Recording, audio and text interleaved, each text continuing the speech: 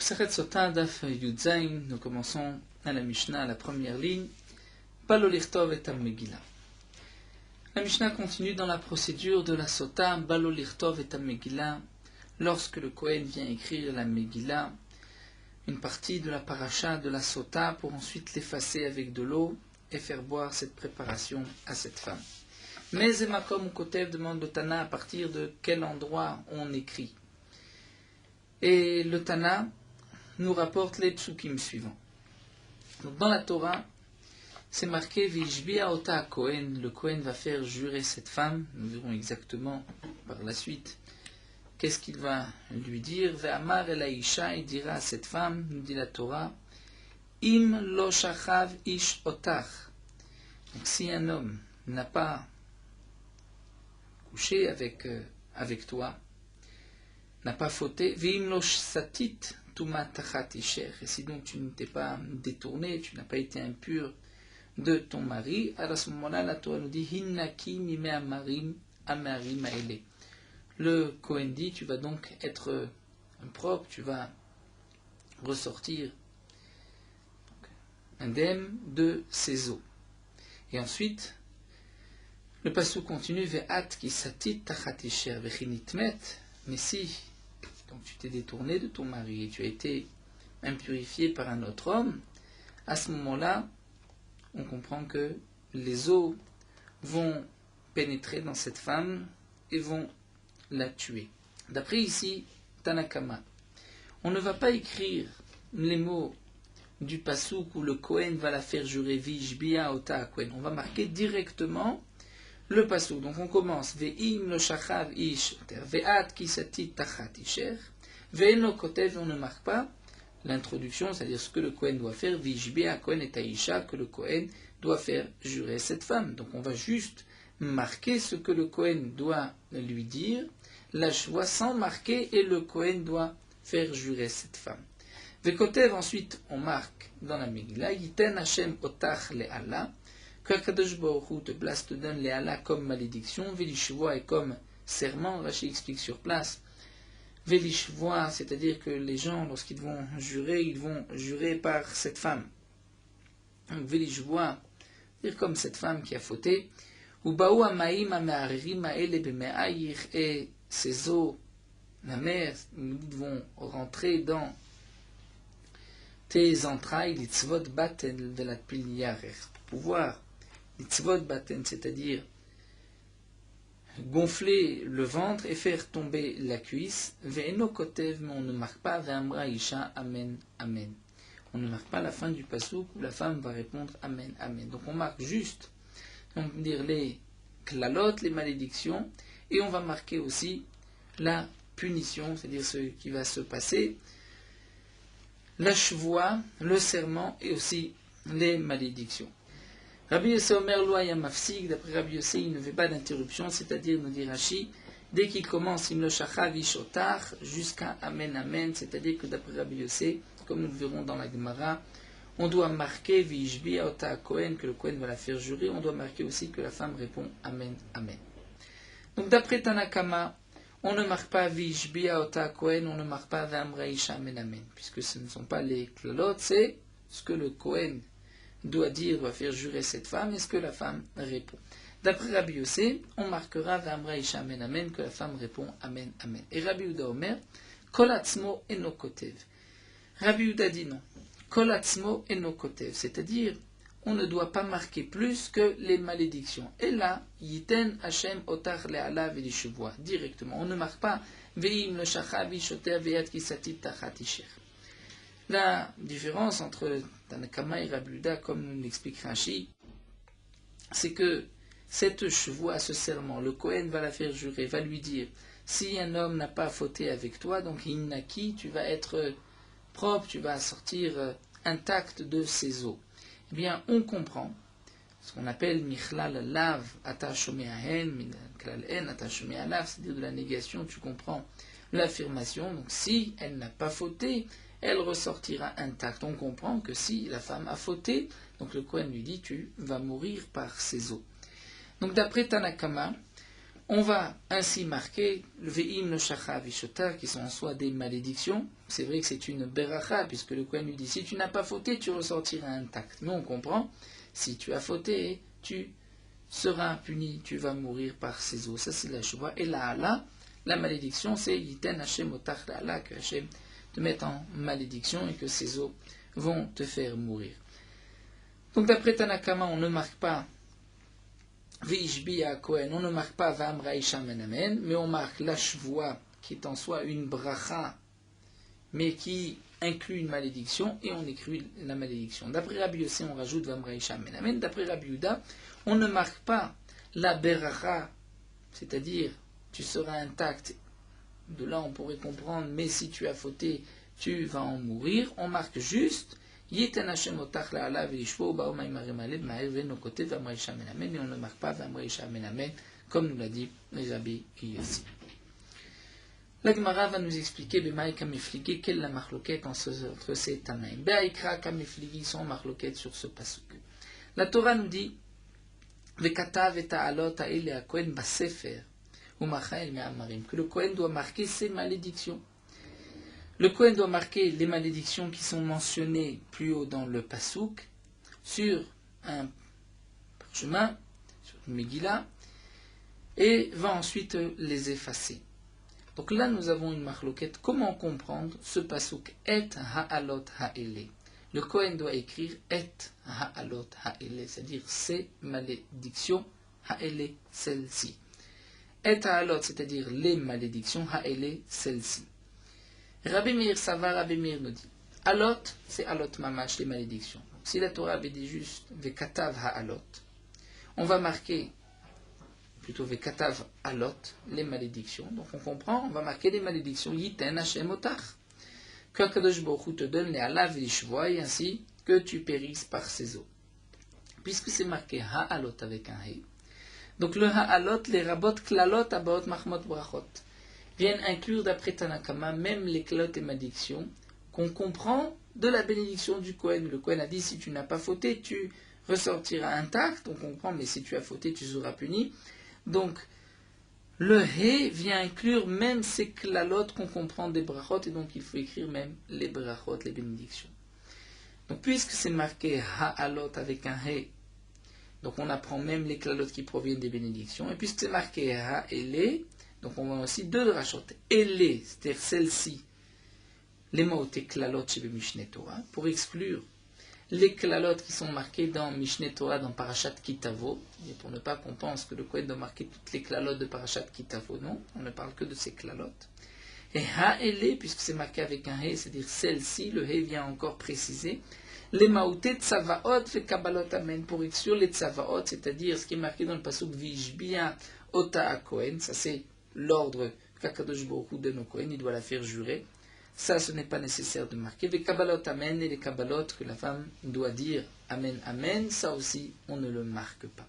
Donc d'après Tanakama, on va marquer dans ce parchemin les alot, les malédictions, et même les malédictions qu'on a compris des berachot du Kohen. C'est pour cela qu'on commence ve'im lo shacha vishotar. Donc si tu n'as pas fauté, tu seras intact. Et qu'Akadosh Baruch Hu te donne l'ishmule alav et l'ishvoa, et que ces eaux vont te pénétrer et donc te tuer. Mais on n'écrira pas les tzavaot, et l'ordre vishbi orta Kohen, on n'écrira pas les kabbalot v'amra isha amen, amen. Ça c'est d'après Tanakama.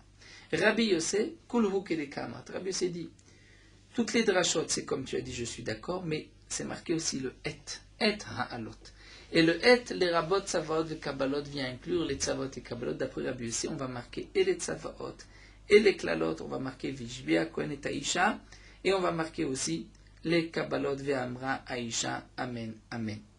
La Gemara continue avec, cette fois-ci, Rabbi Meir. Donc, c'est vrai que Rabbi Yossi nous a dit le et vient inclure tzavaot et kabbalot. Rabbi Meir etim lo darish. On n'est pas doresh le et, puisque Tanakama c'était donc Rabbi Meir. On n'est pas doresh le et. Ve Rabbi Yehuda, qui lui pense qu'on ne marque pas les berachot, c'est-à-dire les malédictions qu'on comprend des berachot.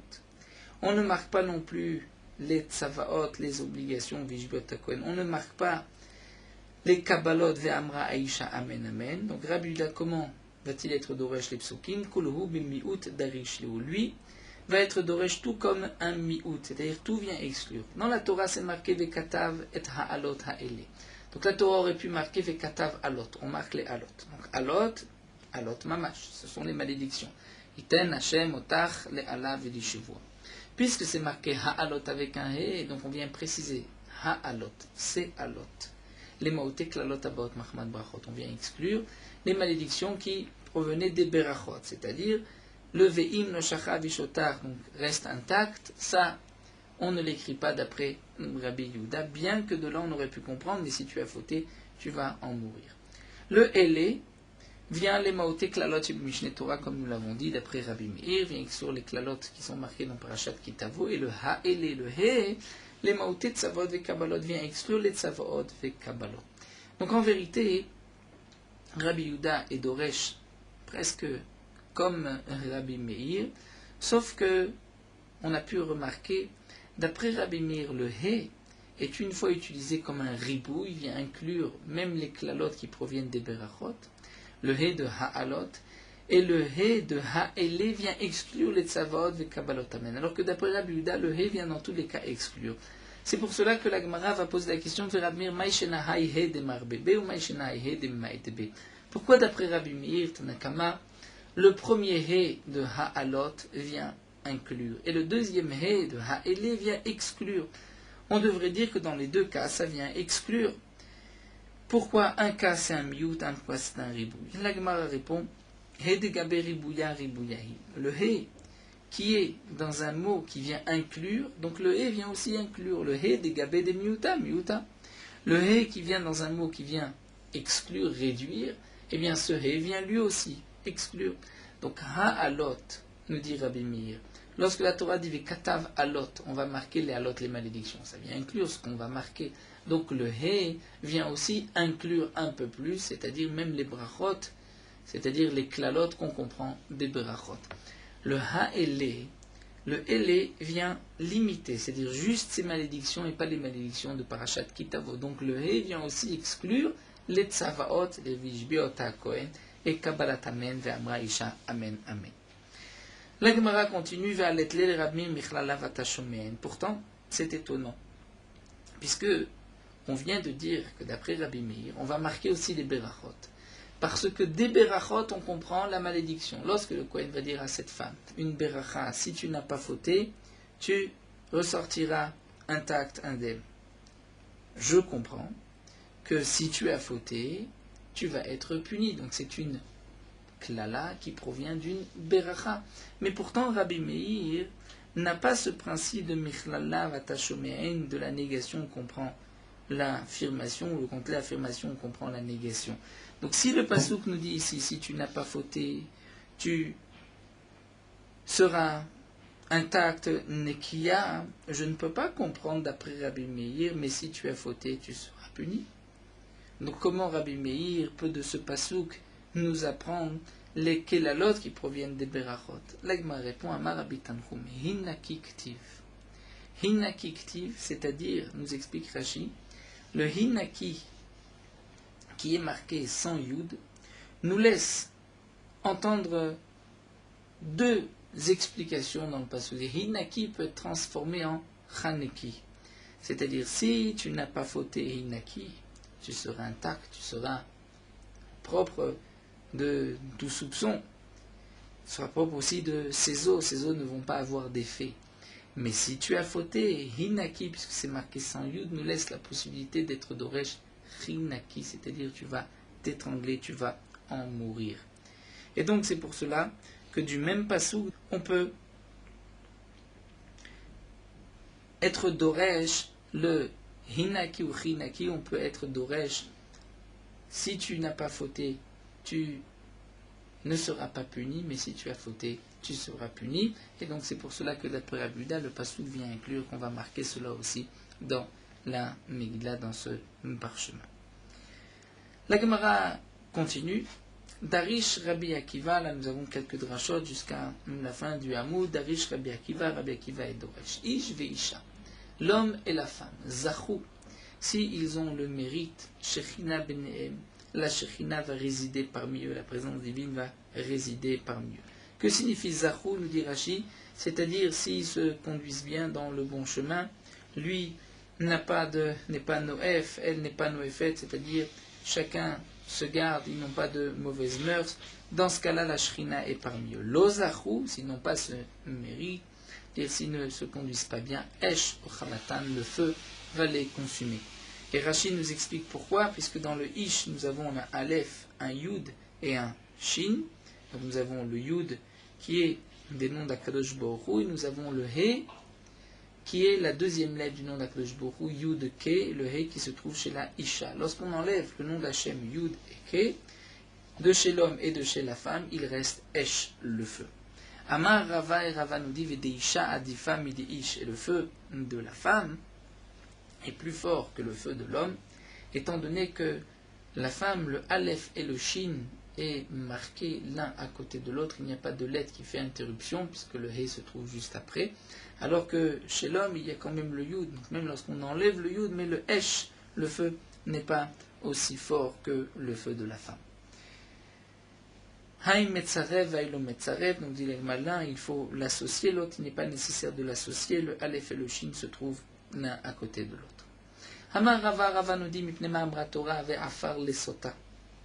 Pourquoi la Torah ordonne, comme nous l'avons vu dans les dapim précédents, de mettre du sable, de la terre, dans l'eau de la sota? Pour nous dire Zarta, si elle est méritante, c'est-à-dire si elle n'a pas fauté, Yotza mimena ben qu'Avram Avinu. Sortira d'elle un enfant comme Avram Avinu. Dirtiv, comme c'est marqué à propos d'Avram Avinu, Afar va efer. Avram Avinu a dit, et je suis Afar va efer. Vanochi Afar va efer. Donc on retrouve le Afar comme Avram Avinu. L'Ozarta, mais si elle n'a pas eu le mérite, c'est-à-dire si elle a fauté, Tarzor le Afra, le Afar vient dire qu'elle revienne le Afra, c'est-à-dire sa terre là d'où elle vient. Darish Rava, Rava et Doresh. Bisrar Shamar Avram Avinu Vanochi Afar Vaefer. Par le mérite que Avram Avinu a dit, Vanochi, moi je suis Afar Vaefer, Zachou Banav Leshte Mitzvot. Ses enfants ont eu le mérite de 2 mitzvot. Efer Para ve Afar Sota. Les cendres de la Para Adouma pour purifier tout homme impur. Ve Afar Sota et la terre qu'on mélange dans la préparation de la Sota. La Gemara pose la question, Vaikaname Afar Kisu Yadam. Il y a aussi le Afar du Kisu Yadam, comme nous l'avons vu, lorsqu'on va égorger une bête sauvage ou un oiseau, on doit recouvrir le sang, c'est aussi une mitzvah, par le Afar, par la terre. La Gemara répond, Atam Ersher Mitzvah Ika Ana Aleka. Là-bas, c'est juste pour accomplir la mitzvah, lorsqu'on veut égorger une bête, il faut recouvrir le sang, mais il n'y a pas de profit, alors que dans ces 2 mitzvot, il y a un profit. Et ici, on parle d'une récompense par ces 2 mots de Avram Avinu, nous explique Rashi, et donc, une nouvelle mitzvah de recouvrir le sang, ce n'est pas une récompense à Avram Avinu, mais la récompense est Efer Para. Pourquoi? Puisque Efer Para, ceci permet de purifier les bénis Israël, et Rashi nous dit de les pardonner de la faute du veau d'or, puisque la Para Douma, la vache, c'est la mère du veau, qui vient réparer aussi la faute du veau d'or. Afar Sota, c'est aussi un profit pour les bénis Israël, d'abord pour mettre la paix dans le couple, pour ne pas qu'il y ait de mamzeri, et pour être sûr que cette femme n'a pas fauté, et aussi, dans le cas où elle n'a pas fauté, elle recevra une descendance, comme nous le verrons encore par la suite, comme c'est marqué dans la Torah, et donc ça c'est une récompense à ces 2 mots que Avram Avinu a dit. La Gemara continue d'Arash Rava. Rava nous enseigne Bisrar, Shamar Avram Avinu par le mérite que Avram Avinu a dit, lorsque, après avoir combattu contre, dans la guerre des 4 rois, contre les 5 rois, et que Avram Avinu est venu libérer Sodome, à ce moment-là, Avram Avinu a dit, je ne prendrai rien du butin, d'un fil jusqu'à un lacet, jusqu'à une lanière. Avram Avinu n'a rien voulu prendre. Par le mérite de Mechud Vatsornal, Zachou Banav Eshte Mitzvot, sa descendance a mérité 2 mitzvot. Chut Shel Trelet, le fil du Trelet, fit azur des tzitzit, Veretzua Shetfin, lanière des tfilin. La Gemara pose la question, Bishlamaret soit chetfin, donc là on recherche une récompense. C'est-à-dire qu'il y a un profit à cette mitzvah. Encore la retzwa des tefilin, dirtiv, c'est marqué Verao kol ha'me'aret keshem Hashem nikra alecha. Par les tefilin, les peuples vont voir que le nom d'Akadosh Baruch Hu a été mentionné, posé sur les Bnei Yisraël. Donc il y a une récompense, puisque par cela, les peuples vont avoir peur du clan d'Israël. Vetania Rabbi Ezra Gadol Omer elu tefilin shebarosh. De quoi il s'agit que Shem Hashem nikra alecha, c'est des tefilin de la tête. Et la chut shel techelet, maïhi, mais le chut shel techelet, en quoi c'est une récompense à ces deux mots de Avraham Avinu? Ce n'est pas juste une mitzvah en plus. Tétania, l'Agma répond, Haya Rabbi Meir Omer, man ishtanet red mikom netzevonim. Rabbi Meir répond, pourquoi le bleu azur plus que toutes les autres couleurs? Parce que le bleu ressemble à la mer, Veyam domé rakia, la mer ressemble au ciel, Rakia domé kisei kavod, le ciel ressemble au kisei kavod, au trône céleste. Shnema, comme c'est marqué dans le pasuk, Vayiru et Elohei Israël, v'tachat raglav k'maaseh divnat hasapir, v'chetzem hashamayim latoar, v'chtiv, et c'est marqué k'mareh even sapir de mut hakisei. Donc on retrouve que dans le ciel, puisque c'est marqué v'chetzem hashamayim latoar, c'est comme le ciel bleu, de là, donc nous apprenons que dans le même pasuk, le kisei kavod ressemble au, c'est-à-dire que le ciel fait appel, nous rappelle le Kisei Kavod, et donc c'est là la récompense à ces paroles de Avraham Avinu, Mechut ve'atzerochna. Donc nous avons eu le mérite des tefilin, grâce à mitzvah, et nous avons un profit des tefilin, puisque les peuples vont avoir peur du peuple d'Israël lorsque ce dernier va porter les tefilin. Et pour la mitzvah du trelet, puisque lorsqu'on a compris la mitzvah du tzitzit, c'est comme si on a donc reçu la face de la Shekhinah. L'Agma continue, commençons une nouvelle Mishnah, Eno kotev lo ala louach. Donc là, le Kohen, nous avons vu qu'il doit écrire la Megillah pour ensuite l'effacer, mais on n'écrit pas sur un louach, c'est-à-dire sur louach, Rashi nous dit de bois, sur un tableau de bois, velo al neyar, ni sur du papier. Le papier des Rashi sont des feuilles écrasées et collées ensemble, velo ala diphtéra, ni sur un diphtéra. Diphtéra, c'est un parchemin qui n'a pas été suffisamment travaillé, on n'a pas passé cette noix de Galles, ce gnome qu'on passait sur le parchemin pour en faire un claf, et là à la Megillah.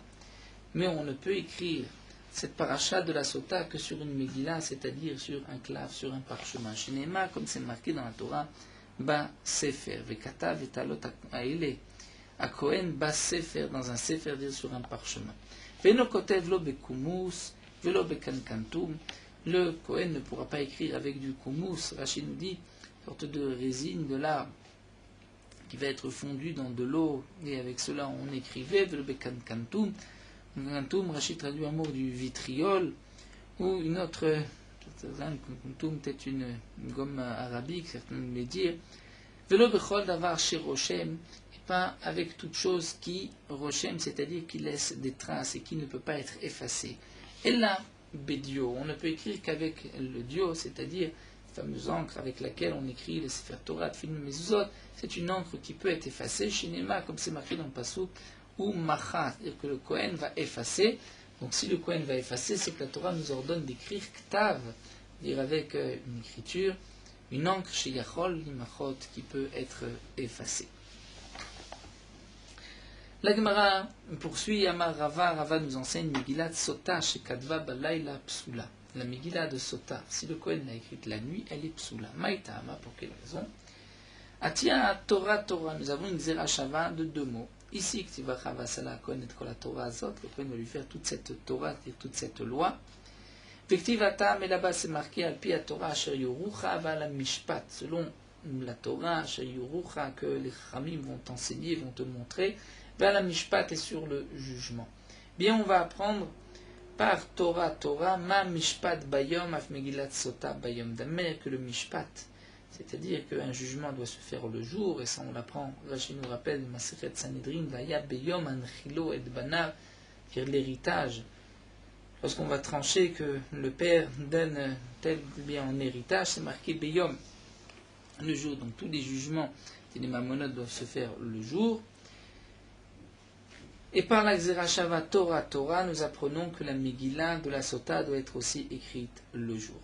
Katva le Mafrea, un autre dit, nous enseigne la Gemara, Katva le Mafrea, si le Kohen a écrit la Megillah à l'envers, Rashi nous dit, il a commencé, Yerer Velanpil, Baten Litzvot, Beme'ayir. C'est pas soul d'irtiv, puisque c'est marqué le Katav et Ta'alot Ha'ele. Il va écrire ces malédictions, c'est-à-dire Ha'ele, telles qu'elles sont écrites. Qui Birtiva, comme elles sont marquées. Un autre digne que nous enseigne la Gemara, Katva Kodem Shetekabel Alea Shavua Psula. Si on a écrit la Megillah avant que la femme accepte sur elle la Shavua, c'est-à-dire qu'elle réponde Amen, Amen, c'est pas soul chez Nema, puisque c'est marqué dans la Torah, Vijibia. La Torah dit d'abord dans le pasuk que la Kohen va la faire jurer, Bishua Ta'ala, et ensuite c'est marqué dans la Torah, Vekatav et Ta'alot Ha'ele, que le Kohen va écrire ses malédictions dans un sefer, deux psukim plus loin. Un autre digne que nous enseigne la Mishnah la Gemara, Katva Igeret Psula. Si le Kohen a écrit cette Megillah, cette paracha de Sota, ces deux psukim en vérité, mais Igeret, c'est-à-dire Igeret, Rachid nous explique, sans avoir tracé de ligne. Psula, la Sota, dans ce cas-là, c'est pas soul. Pourquoi Sefer Amarachamana. La Torah dit Sefer, et un Sefer, Rachid nous dit, nous avons une halakha le Moshe Misnaï, qu'un Sefer, il faut des lignes, tracer des lignes pour écrire en fonction des lignes. Un autre dit, nous poursuivons encore quelques lignes d'Afiutret, Kadva al-Shene Dapim Pesula. Si on a écrit cette paracha de Sota sur deux dapim, c'est-à-dire deux amoudim, comme dans un Sefer Torah, deux colonnes, c'est pas soul. Puisque la Torah dit Sefer. Donc, Sefer, c'est Sefer Echad Amarachmana Ploshnaim, un seul livre et pas deux. Veloshnaim Veshlosha, pas deux et pas trois Sfarim. Katavot Achat ou Machakot Achat. Si le Kohen a écrit une lettre et il a effacé cette lettre, ensuite il écrit encore une lettre, Achat, Fekatavot Achat ou Machakot Achat. Il écrit et il efface au fur et à mesure. Là aussi, c'est pas soul d'irti, puisque c'est marqué dans la Torah, Ve'asala Kohen et kol la Torah hazot. Le Kohen doit lui faire toute cette loi, toute cette chose-là, et kol la Torah, c'est-à-dire que tout doit être devant lui, nous explique Rashi. Donc on ne peut pas écrire et effacer au fur et à mesure, il faut d'abord tout écrire, que le Kohen ait tout devant lui pour ensuite effacer. Là, nous allons nous arrêter aujourd'hui à Mba'e Rava. Nous terminons Meorot Halacha Daf Yud Zayin. Un Efsek au milieu de Baruch She'amar. Donc nous avons vu que pendant les psuké des Imra, on ne peut pas s'interrompre pour répondre Amen, Kaddish, nous avons le droit. Non, au milieu de la bracha Baruch She'amar. Si un homme dit Baruch She'amar, mais n'a pas encore mentionné Baruch Ata Hashem,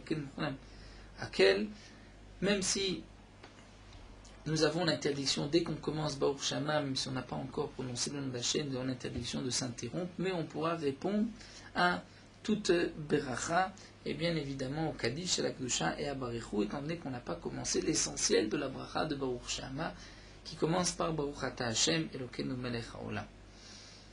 Si on a déjà commencé Baruch Ata Hashem Elokeinu Melech HaOlam Hakel, là, sur certaines choses on peut répondre, sur d'autres nous ne pouvons pas répondre.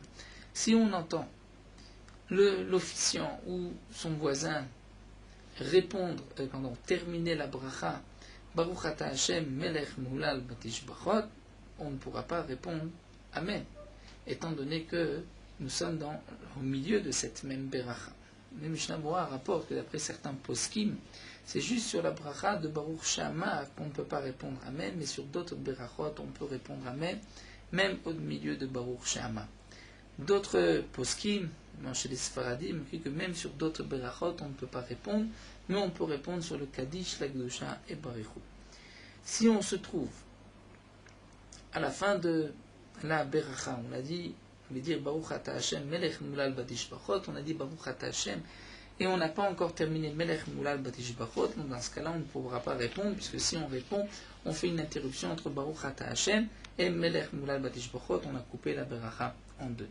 Celui qui termine Baruch She'amar avec l'officiant ne répondra pas Amen, pour ne pas qu'on puisse imaginer qu'il répond Amen sur ses propres berachot. Nous avons déjà vu qu'on ne peut pas répondre Amen après sa propre beracha, comme les Chachamim nous ont dit, celui qui répond Amen après sa beracha, c'est une mauvaise conduite. On répond Amen après la beracha d'un autre, de son voisin, de son prochain, mais pas après sa propre beracha, sauf dans certains cas, comme nous l'avons vu, lorsque c'est la fin de plusieurs berachot, comme à la fin de Yishtabar, ou du Shmoné Esrei, ou du Birkat Hamazon, ou du Hallel aussi.